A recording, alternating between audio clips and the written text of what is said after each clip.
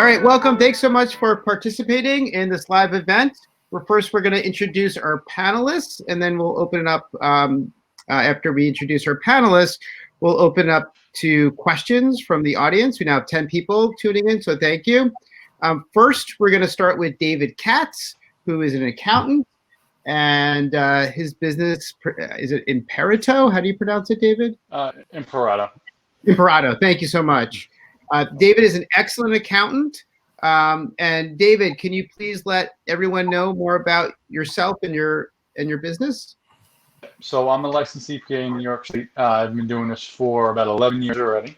I work with anybody from low income to high wealth businesses, nonprofits. I basically look at the whole realm, try to help guide clients for not necessarily wealth management, but tax management, money management, and things like that. You know, a lot of individual clients is the bulk of the business, but we do have a lot of business clients. So payroll, sales tax, we kind of do the full gambit of any tax you can need, we basically can handle. All right, David, thank you so much. Next, we have Miriam Nunberg, educational rights, law, and consulting. Hi, Miriam. Thank you so much for joining us. Hi, Craig. Thanks for having me, and thanks for setting up this really important panel. So I'm an attorney, and I'm also a former special ed teacher, as well as a school founder and a student rights activist in Brooklyn. And my approach to working with families is sort of based on a hybrid of all of those different disciplines, where although I'm an attorney, my approach really is to help parents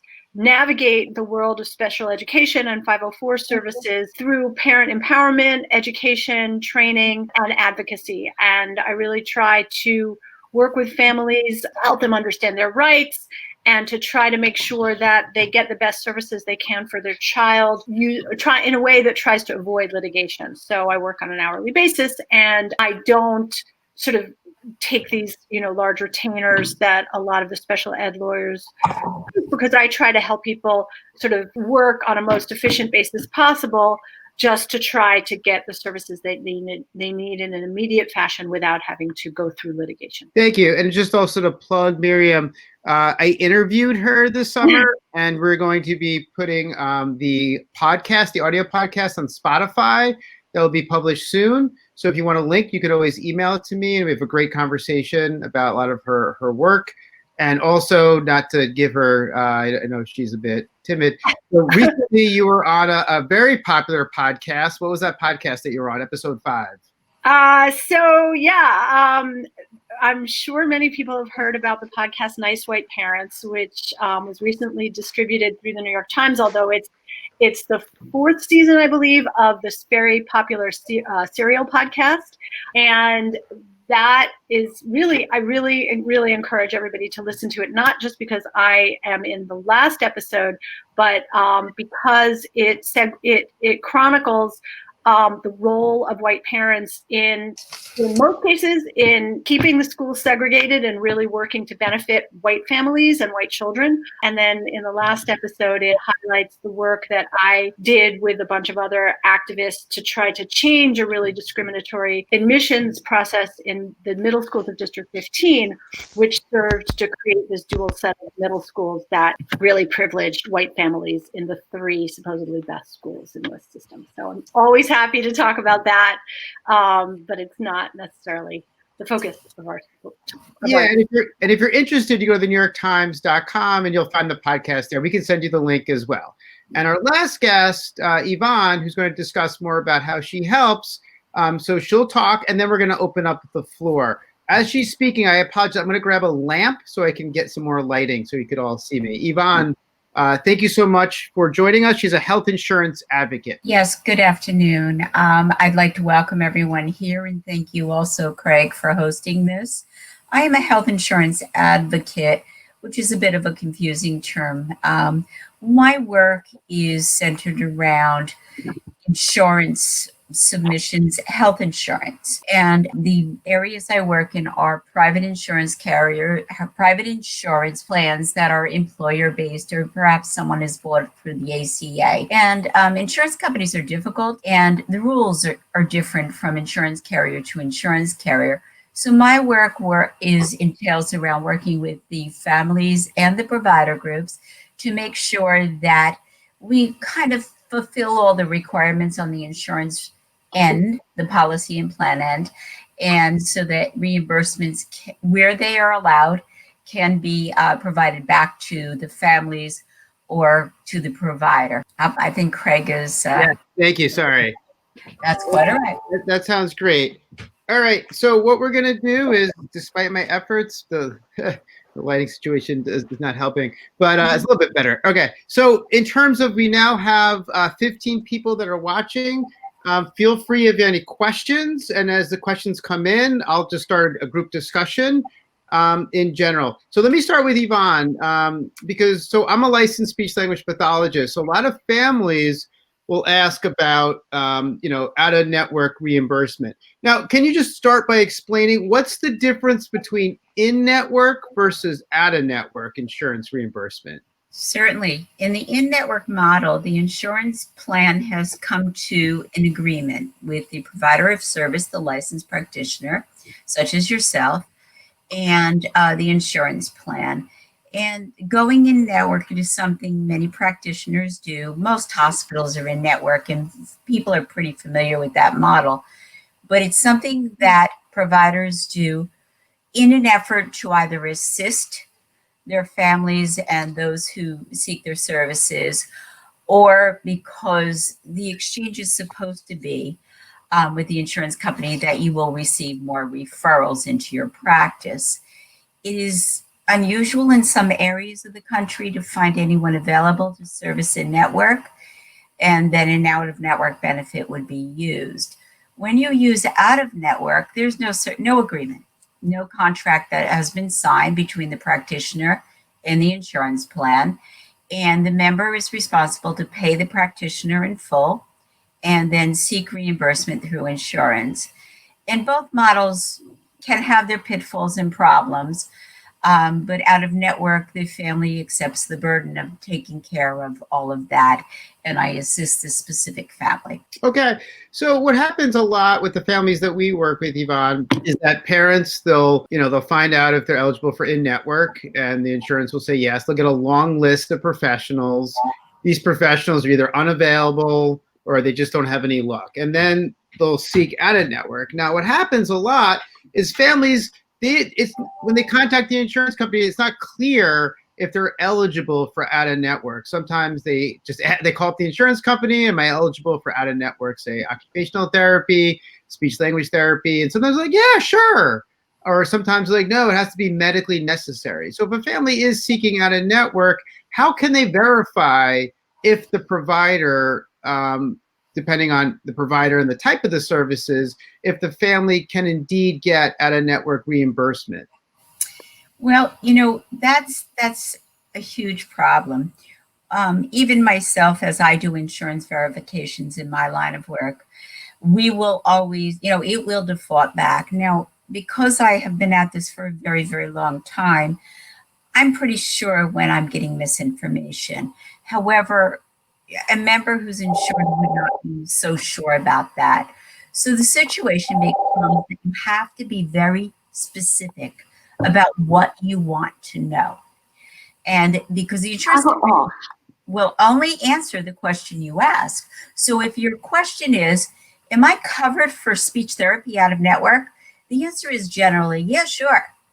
But you're not given all of the little caveats and issues and questions. The additional questions would be, do I have a deductible that I need to meet before I would receive reimbursement for this?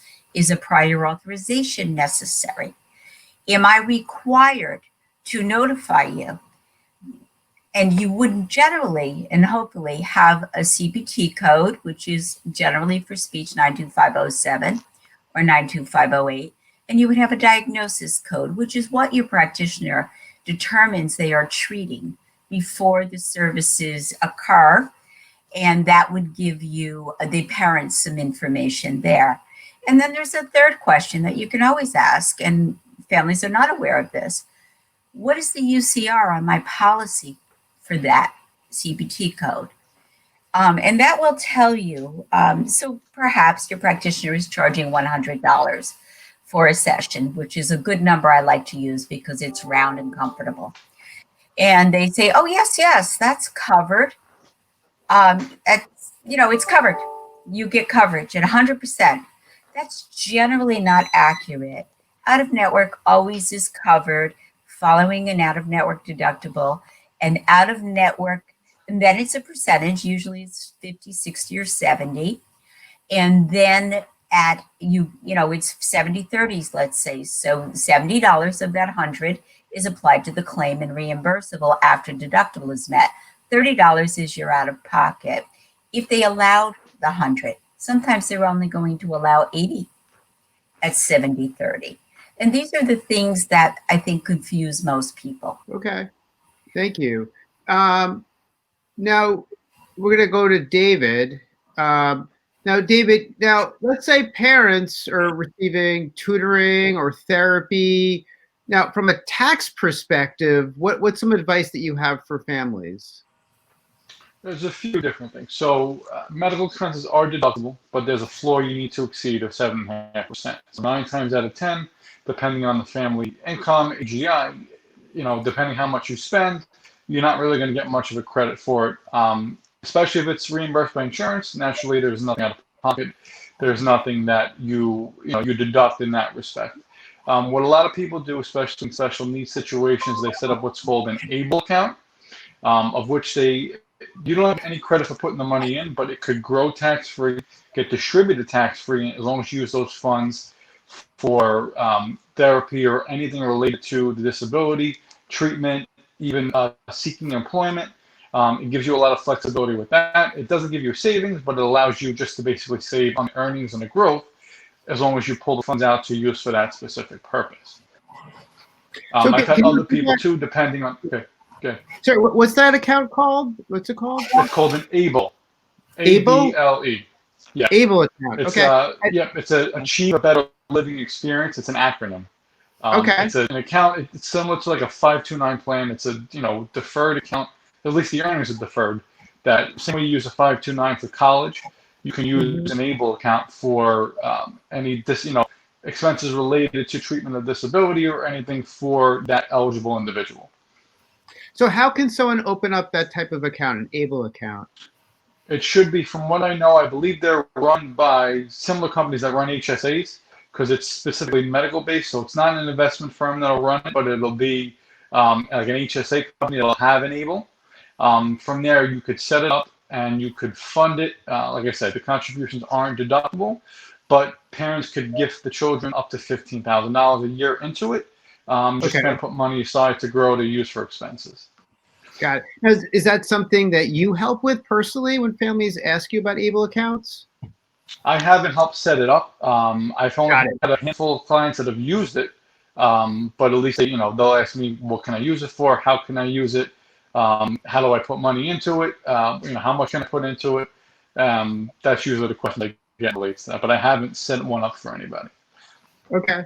So if you do not set up an ABLE account, are there any other options? Not really. That's kind of the only thing that kind of gives you deferred savings. Otherwise, for the most part, it's all out of pocket anyway. But like I said, it doesn't give you a tax deduction on either end of it, but it just allows you to use the money more effectively. Okay. Some questions are coming in. I will definitely, any questions that come in, I will definitely ask the panel.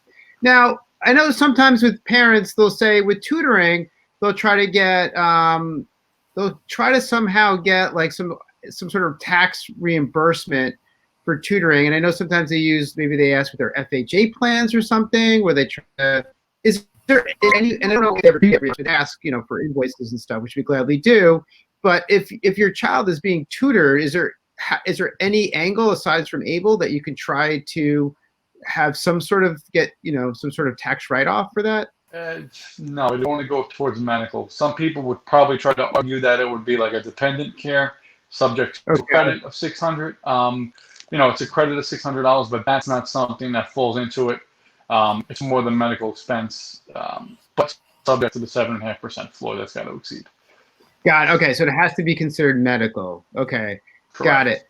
Now, Andrew Schwartz. Hey, Andrew. I know Andrew. How's it going? She asked, what is a UCR?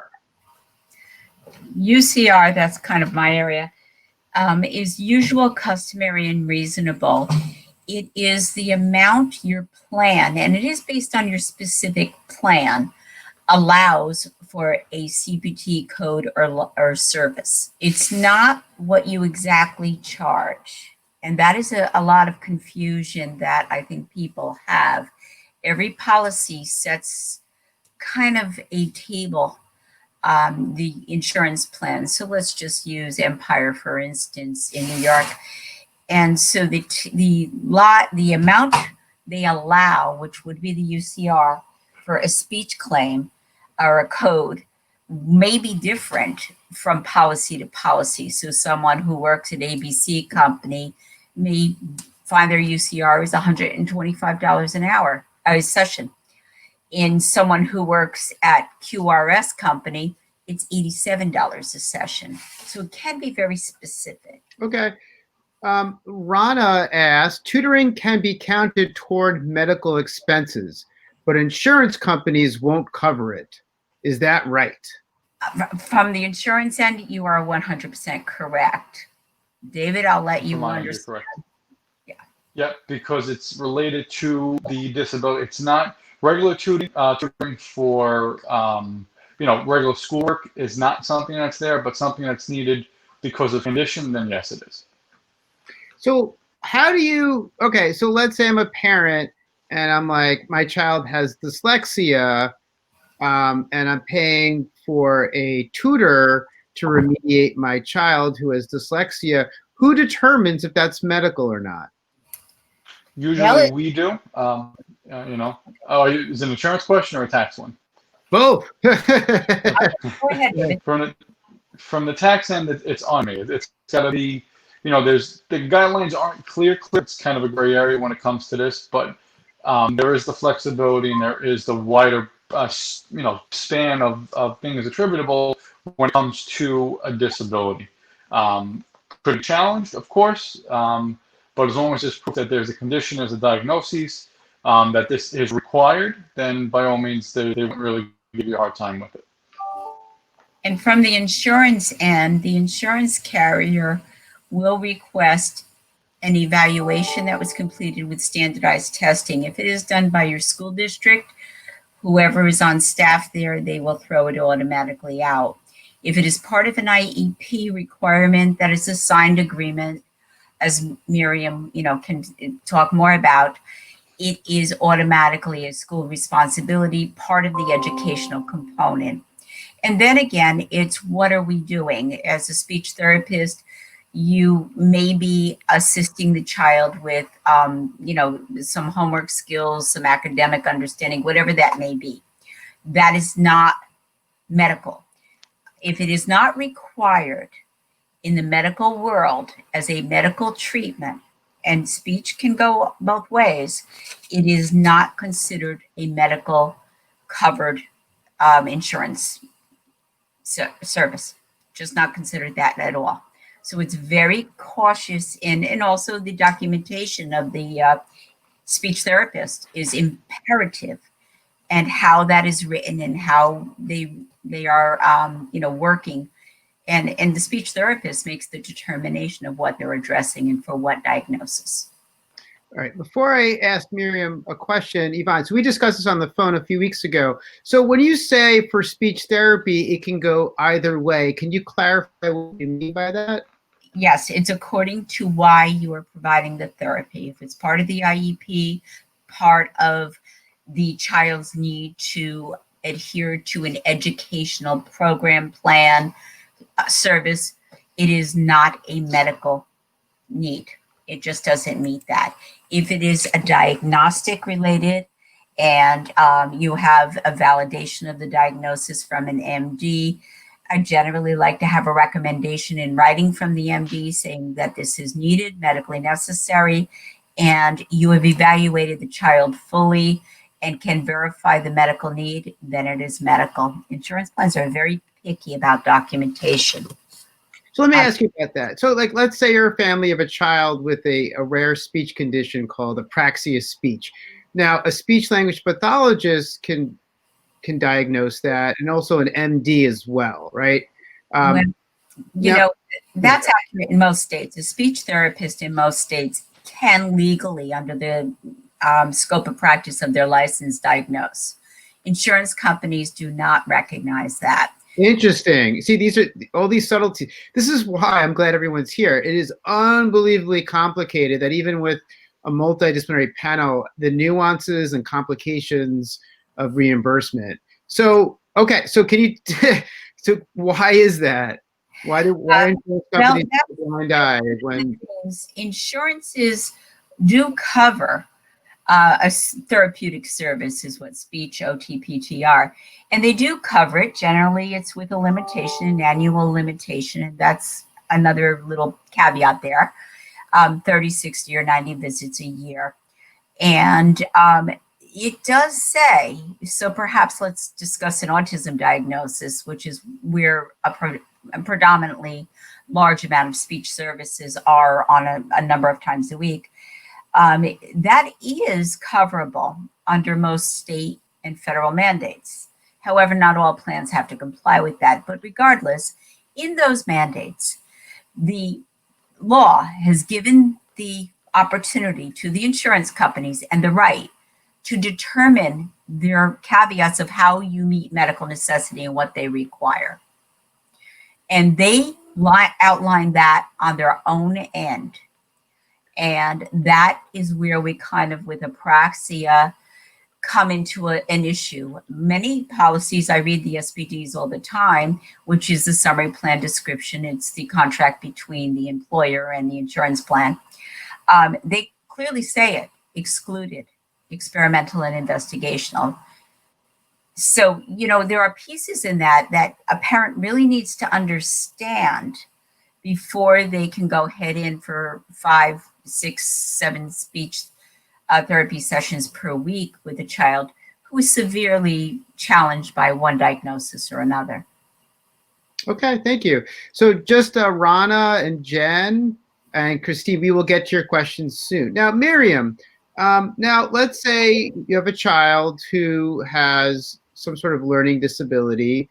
Again, I don't know how it works in terms of a underlying medical condition, but let's say now a family that the public school can't accommodate that child for whatever reason, and now the parent needs to find a private school, right?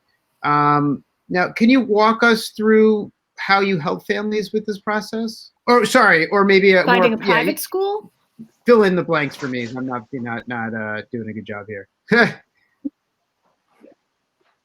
Well, that's okay. Private schools, to get tuition reimbursement for private schools, you need to sue the DOE, and you need to go through what's called an impartial hearing. And that's actually something that I don't really handle. But I can tell you, I mean, I totally know the framework.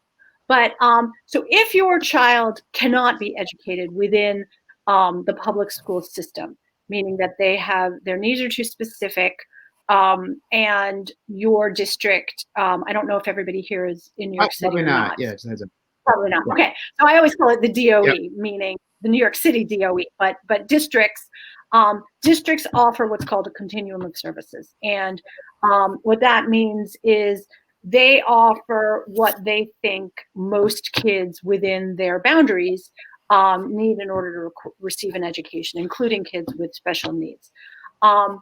But they're still obligated to educate everyone, to provide what's called a free, appropriate public education for all students with disabilities, and that's otherwise known as FAPE.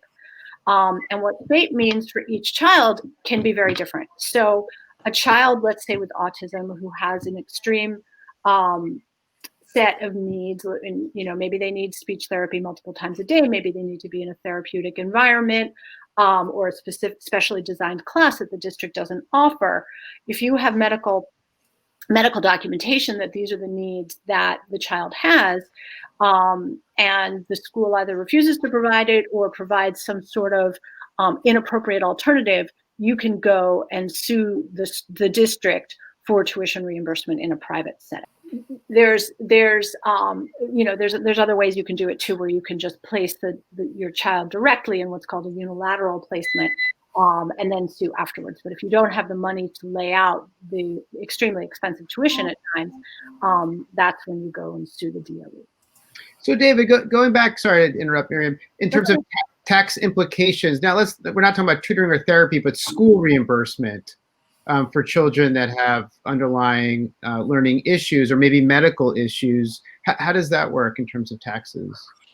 There really isn't anything for that, especially anything K through 12, private school tuition, none of that. The only benefit they have now is if you do have 529 plans, you could withdraw out of your 529 plan tax-free to use for tuition and extra costs for the private school. But it's not going to save you anything tax-wise, it's just saving on the earnings. But they revised it so they freed up the ability to use those funds, because it used to be specific to to a undergraduate college career, but now they opened up K through 12 in the case like this where you do need it, but it's again, you're just saving on the earnings, you're not really getting any sort of other benefit from it. Okay, thank you.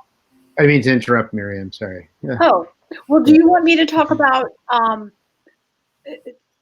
going out and getting the reimbursement possibilities within the special education system for private tutoring and other kinds of services? Yes, that would be fantastic. Thank you. Thank you. Yeah. So as I said, the school districts are required to provide what's called FAPE, free appropriate public education, specially designed programs for all students with disabilities. And there's various criteria that are set up under the law for to qualify to being considered for as somebody with a disability. But if you qualify as a student with a disability and you develop either an IEP or a 504 plan, one way to get reimbursement or to get those services is if the IEP calls for, let's say, speech therapy 3 times a week, and the DOE or the district just does not provide that, even though it's in the IEP.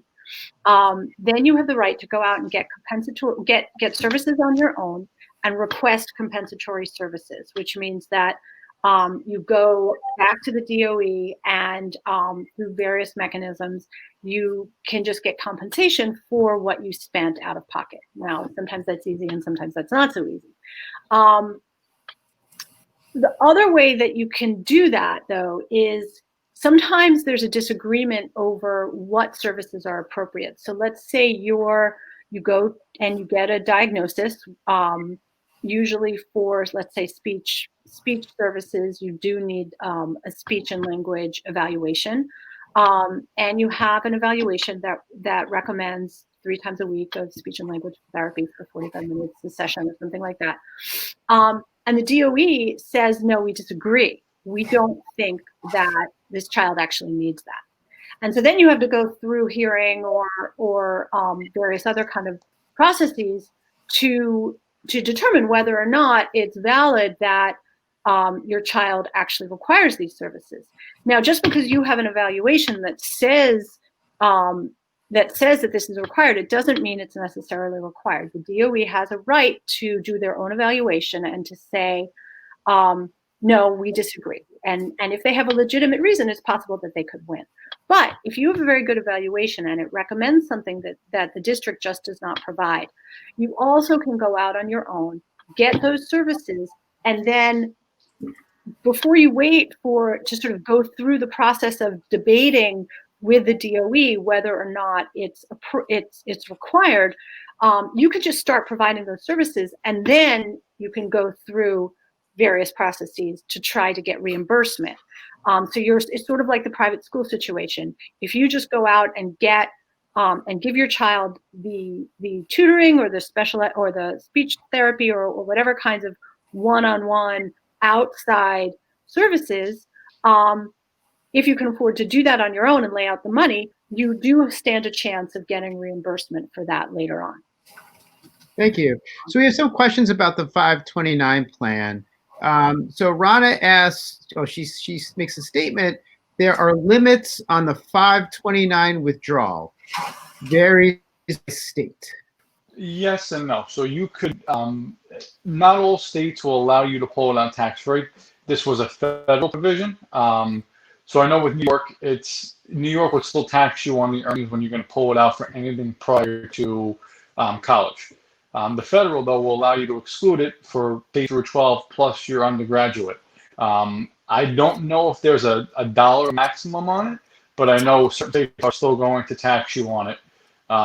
But the federal is not going to do it now through 2026 unless something else changes, but it's kind of in place for that period. Okay, and then Christina asks, so the 529 money can be used for K through 12. Is that for every student or only the ones with disabilities? If only for students with disabilities, what are the requirements to prove? So it's for anybody. It doesn't have to have a disability.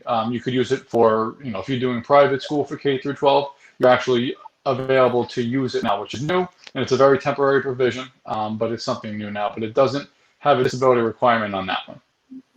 Okay, and another question for you, David, about the ABLE. Are there specifications on the diagnosis for an ABLE account? There is. So the child needs to be under age 26 with the onset of a disability or blindness, and then they also piggyback with the Social Security Act. So under Title II, I think lists everything that qualifies as a disability that would entitle you to SSDI. Those same requirements are needed for the ABLE account. So it's not wide-ranging, but there's enough in it that a lot of people could make use of it. Okay. All right. Now we're going to shift gears, and Christine asked about dyslexia. Dyslexia is a neurologically based language disorder. Therapy should be covered by insurance. The issue I have found is that people who are not licensed speech-language pathologists trying to treat dyslexia cannot get reimbursement. I'm going to just jump in and say something before I hand it over to the panel. So dyslexia is defined by each state. So no matter what at the national level, how dyslexia is defined, it's ultimately up to the states to define dyslexia. In New York State, dyslexia is defined as a learning disorder, not as a language disorder. What the research shows is dyslexia should be characterized as a language disorder, but New York State disagrees, and maybe one day New York State will change its mind. But in New York State, since dyslexia is considered a learning disorder, speech-language therapists do not treat learning disorders. They treat communication or language disorders. So what happens with dyslexia in New York State is that if a parent wants to get reimbursement, they have to get reimbursement not for the dyslexia diagnosis, but it has to be for the expressive receptive language if there is that component part of the dyslexia diagnosis. So I just wanted to let Christine know about that for New York State. So it gets extremely complicated. Now, in terms of New York State, for reimbursement, and Yvonne, please correct me if I'm wrong, that if you want some sort of in-network or out-of-network reimbursement through insurance, you have to be either a licensed therapist or an ABA provider. Is that correct, Yvonne? Well, no. No, interesting. Okay. In New York State cannot provide any services that are unrelated to a child who has an autism diagnosis. Okay. If it's just a dyslexia diagnosis and you choose to use someone who is non-licensed, please know you are out of pocket 100%. Okay. Well, when you say not licensed, what do you mean by not licensed? Do you mean like a certified teacher?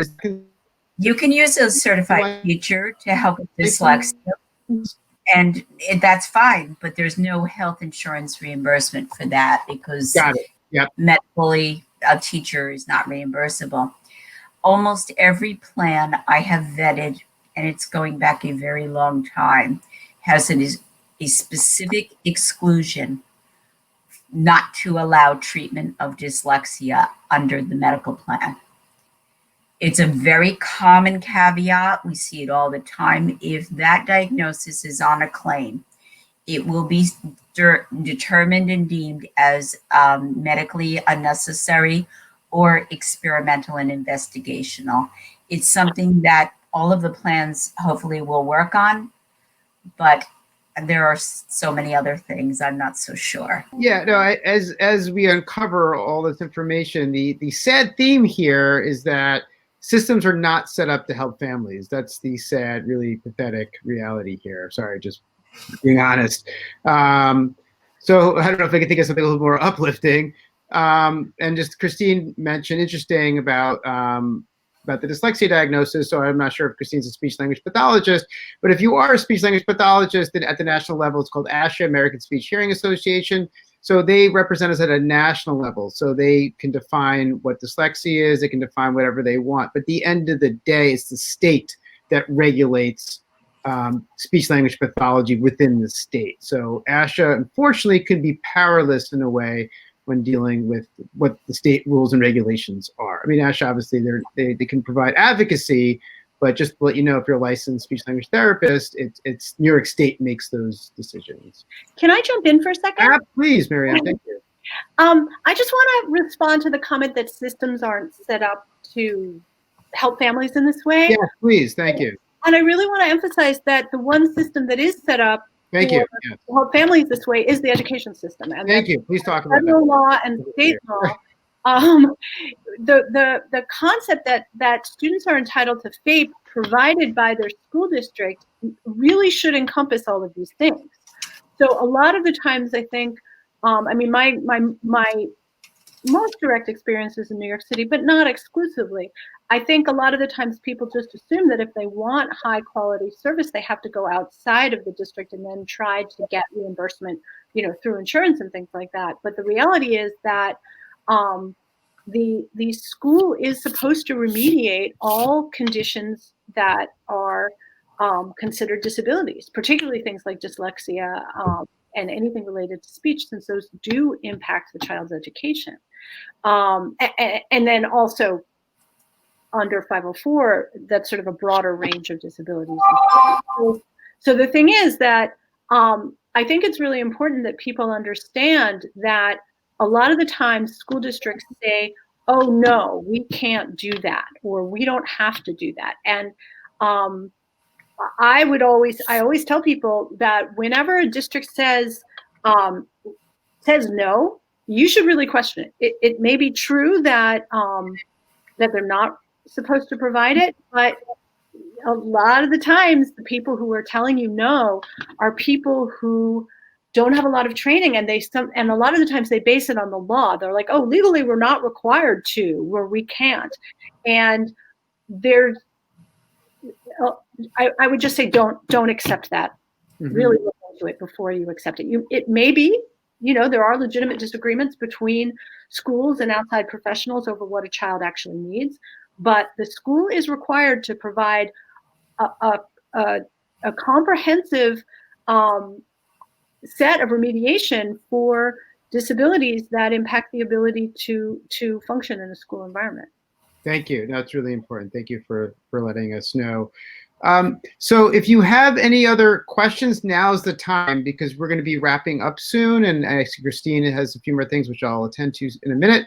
So please, of those that are watching, now is the probably the best last time to let the panel know if you have any questions. So go back to Yvonne. So let's say a family is struggling with insurance. Can they reach out to you for help? Absolutely. I deal primarily with families, although I do have some large agencies who I work for or on behalf of. Absolutely, they can reach out to me. I try very hard. If it's just something that's a simple response, that's it. I'll let you know what to do, and you're free to give it a shot and see where we go with it. I can help you understand by all means. If it's something that's a little more involved or that is going to be ongoing for a long time, you can just assume, such as speech, you know, in an autism diagnosis that goes on for several years. It's not a few services and done. You know, that may be something that we would want to talk about, taking the burden off the family. They have a lot on their plate. Easy to reach. I don't have a website, but I'm sure Craig would forward to you my information. Yeah, absolutely anyone that wants to reach out to our panel, yeah, you can shoot me an email. I will definitely connect you to our panel. Miriam, tell us how you've been helping New York City area families.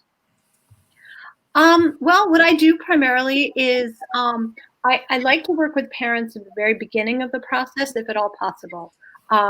One of the things, sort of another one of the misconceptions that a lot of families don't understand, particularly in New York City, is that school districts are required to provide a comprehensive evaluation in all areas of suspected disability. And what's sort of typically done in New York City is parents who can afford it kind of skip that route and just go out and get a neuropsychological evaluation on their own, which can run in the many thousands of dollars. And while it's true that a lot of those are better than the ones that the DOE provides, what a lot of the times what I try to do with parents is help them understand that they don't have to actually go out and lay out that money. And if they do, there may be circumstances in which they can get reimbursement for that. So that's one area is I advise with parents on how to get reimbursement for evaluations, or how to try to get decent evaluations through the DOE without having to lay out money.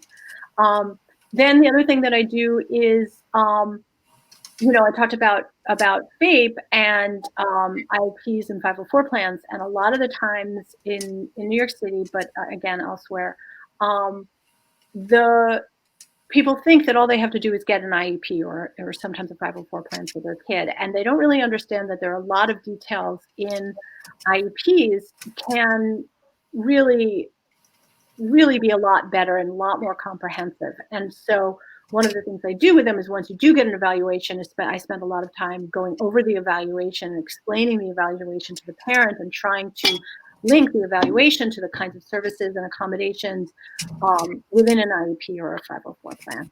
And then when people hit a roadblock, when they can't get what they need through the school, I help them try to get reimbursement for outside services or different ways to get the kinds of services they need through vouchers and complaints and things like that, again, without having to sue, because that process, at least in New York City, is completely dysfunctional. Yes, thank you, Miriam. Yeah, David, for those that missed at the beginning when you're discussing your services, can you let us know the scope and the different types of clientele that you work with?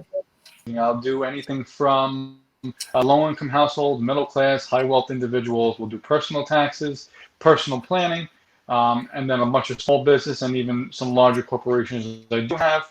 I handle everything for those, from bookkeeping to sales tax to payroll to the actual tax returns and any advisement during the year and anything that may arise, especially this year with all the COVID relief and loans. So we've kept ourselves busy with the businesses on that end.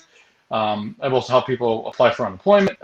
So kind of wide ranging, whatever I can do to service my clients that's in the realm of my knowledge base, I'm able to do. Thank you, David. All right, so we have a few more questions and then we're going to wrap it up. So thank you for those that have been attending and watching. We really appreciate your attendance. So Rana asked, is there a resource for finding out with insurance companies or what insurance companies consider reasonable and customary? How do I know if my insurance company is being fair? There are a number of resources, and usually, as in the case of speech, the insurance plan will rely upon the CMS Medicare reimbursement. So when you can look that up, it's not an easy thing to find, but it is researchable. And CMS puts out their guidelines for what's covered and what's not, the provider reimbursement report. In January, usually in November, and then again in July, because those rates change. I rarely see them go up, but they do go down nicely.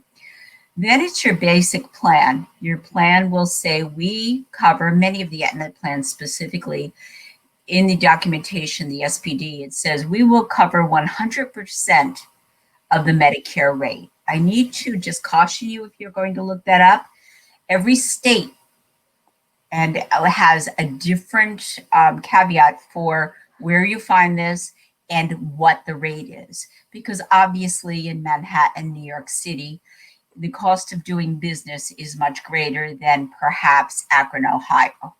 Rent is higher, costs are higher, and such. So Medicare supposedly fairly attributes all the little cost of business factors into the reimbursement rate.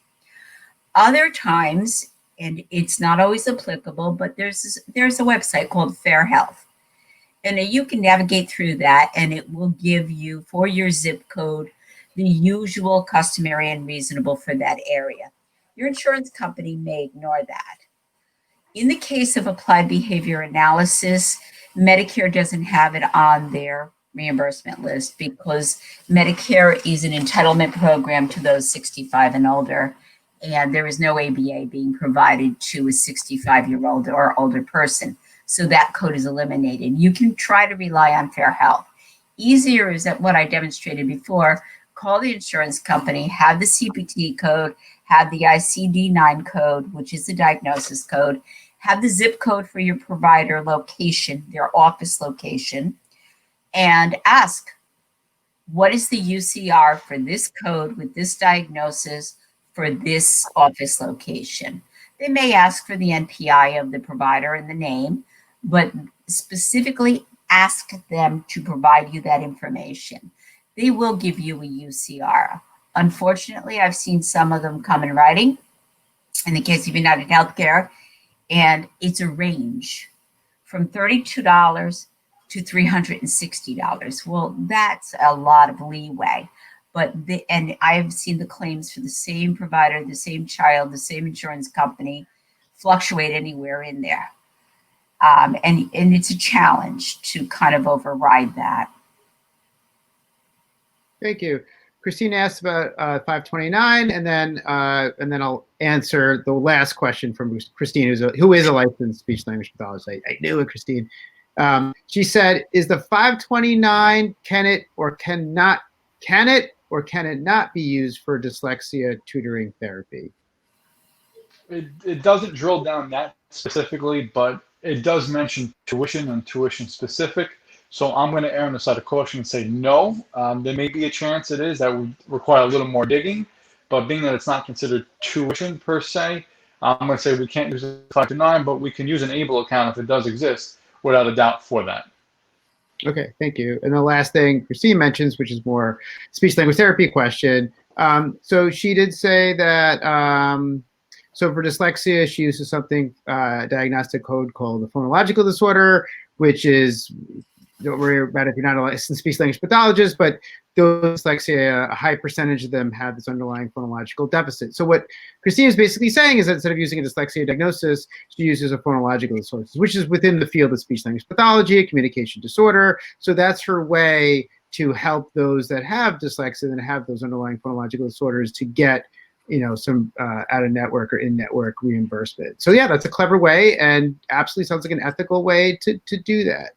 So I want to thank the panel. This has been, it really elucidates how complicated this is. And then even with a panel of 3 great professionals, that these are complex issues for families to figure out. I mean, families that are, you know, they're stressed out and there's no way a lot of times they can't figure this out and they need a support system. So I thank you, David and Miriam and Yvonne, for being here.